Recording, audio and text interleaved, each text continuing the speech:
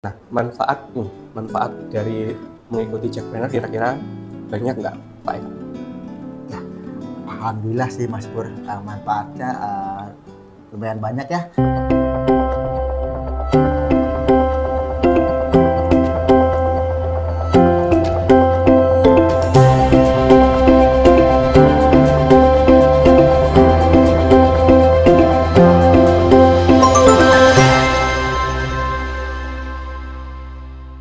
Nah, manfaat dari mengikuti Jackpreneur kira-kira banyak nggak, Pak Eka?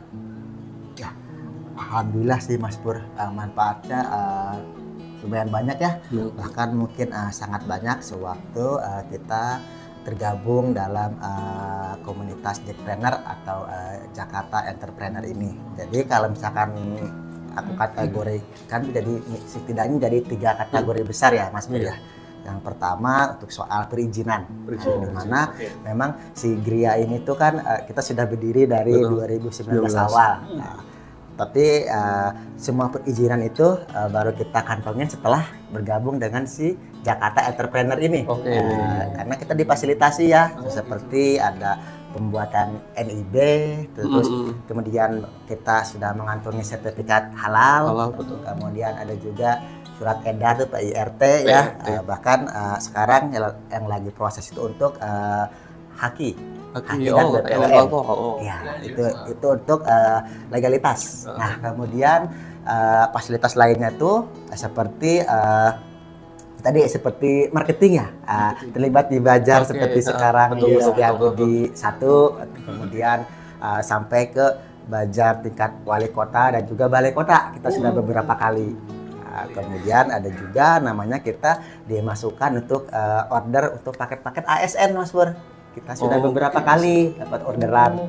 Jadi order dari kantor-kantor kementerian ya, dinas gitu ya Mas? Ya, waktu itu melalui Koperasi Kumindak di kantor UMKM ya di Kelapa Gading, Jalan Perintis. Nah, kemudian fasilitas lainnya ada lagi seperti ini apa tadi, pelatihan skills atau knowledge buat upgrade diri ya. Itu kita beberapa kali seperti yang tadi sempat aku sebutin, salah satunya untuk workshop perpajakan tuh waktu itu 3 hari, kemudian ada bimtek kemasan, kemudian ada juga pelatihan untuk digital marketing dan juga social branding ya, termasuk itu tadi manfaat tadi aku sebut 3 besar itu minimal kategori ya, seperti yang tadi untuk pelatihan upgrade knowledge atau wawasan UMKM ya, seperti ada pelatihan social branding, kemudian ada pelatihan manajemen bisnis, pelaporan keuangan UMKM-nya, kemudian ada workshop perpajakan, ada juga bimtek kemasan. Nah, selain itu tentunya kita dipertemukan sama teman-teman pelaku UMKM yang sama ya. Itu kan wah, jadi banyak teman bersemangat gitu kan, bisa saling sharing di luar hal-hal atau workshop-workshop yang difasilitasi, kita bisa saling direct sharing sama pelaku yang sama, teman-teman UMKM lainnya ya. Tentunya mereka memiliki background yang berbeda-beda, produk yang berbeda-beda ya, pengetahuan dan skill pun yang berbeda-beda. Disitulah jadi memang banyak ya fasilitasnya tuh yang kita rasakan sih Mas Pur. Menarik sekali ya Mas Pur ya. Jadi selain kita tambah skill, relasi juga bertambah karena ketemu dengan apa namanya teman-teman ya, apa yang punya usaha yang lain gitu ya. Gitu ya. Betul banget. Biasa. Ya, oke. Ya, jadi Kang Eka tadi sudah bilang salah satu workshop yang didapat dari pelatihan ya dia, itu salah satunya adalah pelatihan mengenai perpajakan. Nah, kalau menurut Kang Eka sendiri perpajakan itu seperti apa gitu ya? Setelah melalui pelatihan berapa? 3 hari itu ya? Ya, betul. Oh, 3 hari. 3 hari bener. Ya. Ya, menurut Kang Eka perpajakan itu seperti apa setelah melalui pelatihan yang ya cukup lama itu 3 hari. Ya, 3 hari ya. Meskipun sih dinamika pajak memang ya, betul. Cuman untuk pelaku usaha itu lumayan lama ya. Betul. Memang soal perpajakan ini sih, kalau menurut aku sebagai pelaku UMKM dan juga sebagai wajib pajak ya, Ya, betul. memang pertama mungkin satu hal ini perlu digarisbawahi bahwa mindset atau kadang ajakan atau sosialisasi bahwa pajak itu gak susah loh, gak mahal loh, itu kadang-kadang ternyata banyak nggak sampai ke luar sana, ke audiens atau ke wajib pajak, Mas. Karena ini tadi untuk workshop itu tentunya menambah wawasan, lebih ke arah upgrade ya. Ternyata kalau sebelumnya itu tuh untuk UMKM tuh masih berpatokan sama PP 18, ternyata sudah ganti ya, udah upgrade. Nah, itu tuh ternyata yang nggak sampai ke para wajib pajak ya. Dan kebetulan untuk ngomong-ngomong soal pajak ini, kebetulan aku juga kemarin tahun ini itu membantu beberapa pelaku UMKM untuk bayar dan lapor pajak, Mas. Ada kemarin tuh kalau untuk pelaku UMKM ya, ada setidaknya 5 sampai belasan pelaku UMKM yang minta untuk minta dihitung berapa kewajiban pajaknya, bayar dan juga lapor. Seperti itu. Ini pernah jadi fasilitator mungkin ya? Untuk yang pajak ini? Jackpreneur, iya. Atau bukan? Untuk Jakarta Entrepreneur ini ya sih jadi fasilitator 1-2 kali ya, termasuk yang sempat pernah jadi fasilitator. Iya, termasuk kemarin diminta juga sama tadi program BDS-nya KPP Setiabudi 1 ya, untuk developing business services, di mana kemarin kebetulan diminta juga untuk mengisi menjadi fasilitator atau dalam hal ikut sumbangsih untuk bagaimana pengalamannya, kiat-kiatnya untuk mengembangkan UMKM, khususnya di si Gria ini ya. Seperti itu. Gitu, Mas. Ya. Nah, ini kan tadi Kang Ekas kan kita sudah punya Gre gitu ya, terus sudah tadi ikut bantuin UMKM mikro ya. Ya. Sudah punya NPWP atau belum, Kang? Ini buat Alhamdulillah, pastinya sudah punya. Alhamdulillah, kita sudah punya NPWP gitu ya. Oke, luar biasa. Jadi ini kan kayaknya kan sudah punya NPWP nih, ya. Jadi tahulah apa hak dan kewajibannya seperti itu. Nah, kalau dulu itu pada tahun 2018 itu ada namanya PP 23 tahun 2016. Nah, itu PP yang dimana kalau orang-orang bilang itu khusus untuk UMKM gitu. Dimana tarifnya itu 0,5% dari omset. Jadi berapapun omset kita itu kena pajaknya 0,5%. Nah, kalau pajak di tahun 2022 ini ya, melalui Undang-Undang Harmonisasi Peraturan Perpajakan ya, pemerintah itu memberikan insentif ya untuk pelaku UMKM ya. Nah, itu melalui PP 55 tahun 2022, di mana ya kalau omset kawan pajak yang sampai dengan 500 juta itu tidak kena untuk PPh finalnya yang 0,5% itu. Khusus untuk orang pribadi, Mas. Betul, khusus untuk orang pribadi ya kawan pajak. Nah, untuk KNK sendiri ini apa sih, ini omsetnya di atas ataukah di bawah gitu kira-kira? Ya. Pertama tentunya kita selain taat pajak ya, bayar pajak. Alhamdulillah sudah bayar pajak. Nah, alhamdulillah. Sebelumnya maksudnya itu tadi dulu PPh masih semua 0,5% itu. 0,5% dapat ya. Nah, yang sekarang ini tadi bersyukur sih. Pertama ada insentif kalau 500 juta pertama itu tuh belum masih free. Nah, alhamdulillah nih dari Januari, kan ini pas pandemik ya, Januari sampai Mei ini tuh masih belum sampai sih. Jadi targetnya ya 2 bulan 3 bulan mudah-mudahan sudah sampai dan terlampaui lah ya. Kami bahkan lebih dari 500 juta gitu ya. Kalau sudah mulai membayarkan berarti omsetnya lebih banyak. Betul. Kita berharap untungnya juga banyak. Iya, itu juga berdoa ya Mas Pur ya. Semoga pelaku UMKM ini omsetnya gede. Amin. Jadi kalau sudah tahu, sudah daftar, NPWP sudah punya, kemudian sudah melakukan melakukan penghitungan seperti itu ya. Tadi kan Kang Eka kan menghitung, nanti Januari sampai Mei ini masih belum nih, alhamdulillah. Nanti 2-3 bulan lagi kemungkinan targetnya sudah mulai melakukan pembayaran. Berarti sudah dihitung-hitung tuh, sudah mulai ada pencatatan Januari berapa, Februari berapa, sampai seterusnya. Nah, kewajiban setelah melakukan pendaftaran dan kemudian penghitungan adalah melakukan pembayaran tentu saja. Nanti kalau ternyata sudah memiliki kewajiban melakukan pembayaran setelah dihitung-hitung, maka kita melakukan pembayaran.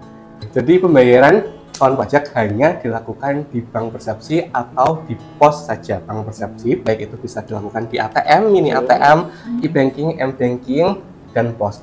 Dan ada satu channel pembayaran lagi yaitu di e-commerce. Jadi misalnya keranjang hijau itu kawan pajak bisa melakukan pembayaran pajak di sana. Atau keranjang orange mungkin Mas ya.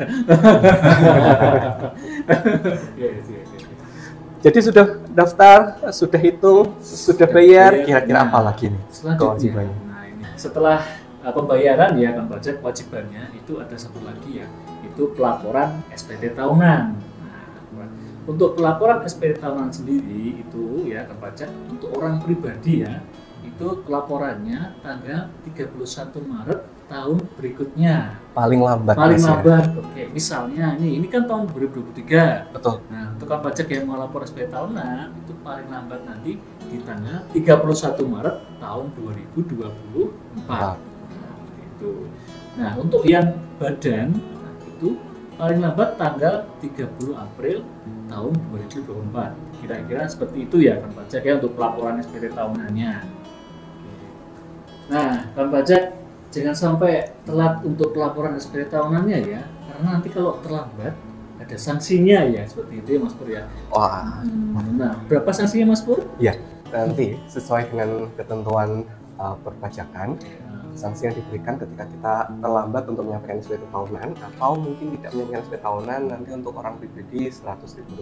100.000. Lumayan sih sebetulnya untuk kuota internet ya. Untuk beli kopi ini Mas. Oke, siap. Mas. Tapi untuk pelaku UMKM nanti untuk kuota internet untuk social branding itu lumayan sekali. Ya, itu ya.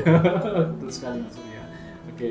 Jadi kawan pajak, sesuai dengan perbincangan kita pada kesempatan kali ini mengenai perpajakan dari bagi UMKM, tadi sudah ada kewajiban untuk melakukan pendaftaran. Kalau sudah melakukan pendaftaran, kita lanjut ke perhitungan, melakukan pembayaran kalau memang ada kewajiban untuk melakukan pembayaran, dan juga nanti yang terakhir untuk melakukan pelaporan SPT tahunan, seperti itu.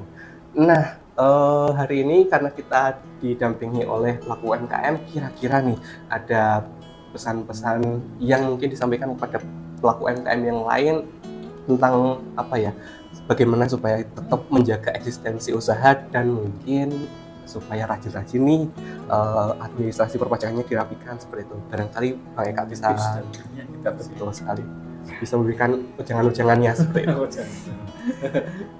Siap, thanks Mas Pur ya. Itu tadi ya, sebenarnya kalau kita dibilang tips-tips supaya gimana caranya bertahan dan berkembang, itu harus ya, karena kan memang kembali lagi kita sebagai pelaku UMKM tentunya semuanya mengharapkan, mendambakan usaha kita tuh terus bergerak, merangkak naik perlahan ya Mas. Betul. Karena memang itu untuk kebutuhan dapur kita juga ya. Pertama. Nah, kemudian yang kedua ya, teman-teman UMKM, jangan lupa salah satu dari resep atau tips supaya usaha kita berjalan itu adalah tertib dalam membuat catatan. Betul. Dalam artian pengeluaran dan juga pemasukan semua tertib. Supaya apa? Supaya kita tahu progresnya seperti apa setiap bulannya. Nah, di samping itu selain itu tadi bila mana ternyata kita sudah mencapai di atas PTKP, nah, tentunya kita bayarkan kewajibannya. Nah, tapi itu tadi sekarang ini kita sangat diuntungkan dengan adanya PTKP itu sampai dengan 500 juta ya. 500 juta itu lumayan banyak ya. Kalau di sebulan kan rata sekitar 40 juta per bulan tuh belum kena pajak ya Mas Pur ya. Betul. Ya? Nah, itu menjadi hal yang sangat penting ya teman-teman UMKM. Satu hal, pencatatan tuh kita wajib punya setiap bulannya itu harus, karena itu tadi kita bisa melihat progresnya seperti apa, kemudian kita bisa menyisir ulang sebenarnya biaya yang mungkin bisa nggak dikeluarkan tuh apa aja sih, atau bisa diefisiensikan. Sehingga itu nantinya menambah pundi-pundi pendapatan kita pastinya. Betul. Itu kemudian yang terakhir juga buat teman-teman UMKM, satu hal harus bangga menjadi UMKM ya.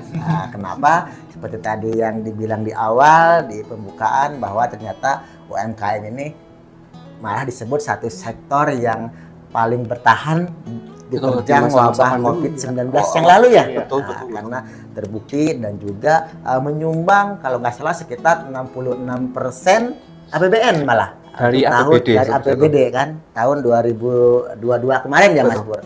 Dan juga ternyata bahkan mencapai 91% buruh itu adalah UMKM.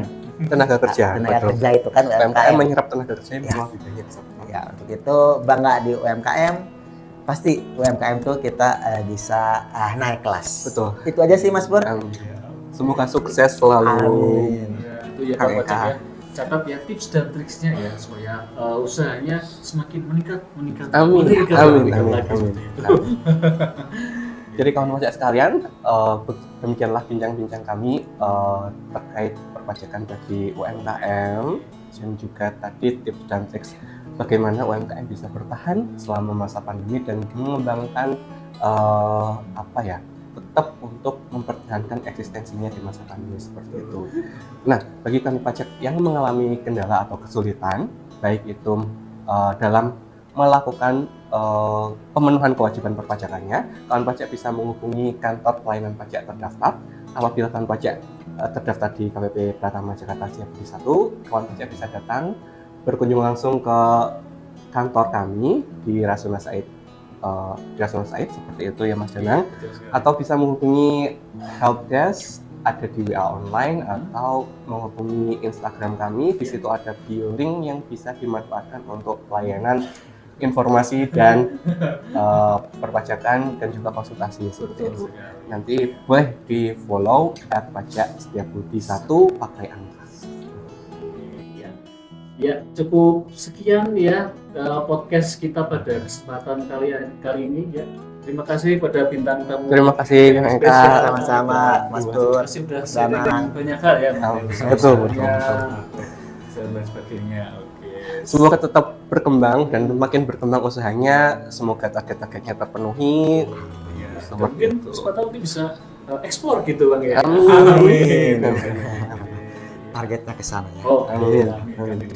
Baik. Baik, terima kasih Kang Bajak. Kami ucapkan terima kasih. Mohon maaf ya bila nanti ada kesalahan kata dari kami. Saya dan Teguh Praino dan Saya Purnomo Adi Nugroho. serta tamu kita Ekas. ya, kami ucapkan terima kasih. Sampai jumpa di podcast selanjutnya. Assalamualaikum warahmatullahi wabarakatuh. Thank you. Halo sahabat UMKM, perkenalkan aku Ekas, salah satu UMKM bisa dibilang tukang kopi ya, yaitu untuk produknya Gria Kopi. Ini dia produknya, yang juga merupakan tergabung dalam komunitas yaitu Jakarta Entrepreneur untuk chapter Kecamatan Setiabudi. Nah, kita merupakan kedai kopi olahan original dengan moto menyatukan rasa Nusantara, di mana setiap tegukan ini tuh mengandung cita rasa kopi dari Sabang sampai Merauke atau dari Aceh Gayo sampai dengan Wamena Papua. Kemudian selain kopi juga Gria mempunyai produk original juga, yaitu namanya Gria Snack. Ini keripik pisang dengan aneka rasa ya.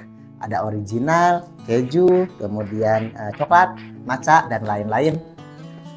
Dan satu hal lagi, jangan lupa follow IG-nya @griakopi. Itu aja, salam Sobat UMKM. Semangat!